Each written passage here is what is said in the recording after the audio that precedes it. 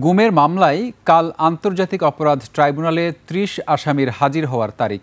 ব্রিফিংয়ে প্রসিকিউশন জানিয়েছে, আইন অনুযায়ী তারা নিজে থেকে এসেও আত্মসমর্পণ করতে পারবেন। আইন অনুযায়ী যদি ওনারা হাজির হন অথবা গ্রেফতার করে ওনাদেরকে ট্রাইব্যুনালে হাজির করা হয়, ট্রাইব্যুনাল চাইলে তাদেরকে জামিন প্রদান করতে পারেন যদি তারা জামিন চায় এবং জামিনের গ্রাউন্ড থাকে, অথবা তাদেরকে জেল হাজতে প্রেরণের আদেশ দিতে পারে। যদি জেল হাজতে ওনাদেরকে প্রেরণের আদেশ দেয়, তবে কারা কর্তৃপক্ষ, যেটি স্বরাষ্ট্র মন্ত্রণালয়ের অধীনে, ওনারা সিদ্ধান্ত নেবেন যে ওনারা কোন কারাগারে থাকবেন।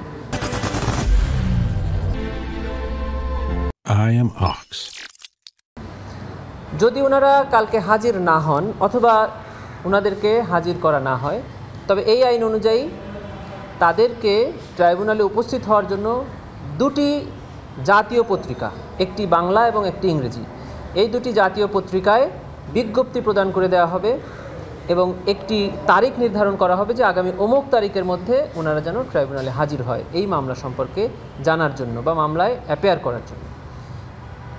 এই পত্রিকার বিজ্ঞপ্তির দিনেও যদি ওনারা হাজির না হয়, তাহলে ওনাদেরকে পলাতক ঘোষণা করে তাদের পক্ষে একজন স্টেট ডিফেন্স কাউন্সিল এনগেজ করা হবে এবং এই স্টেট ডিফেন্স কাউন্সিল ওনাদের পক্ষে মামলা পরিচালনা করবেন।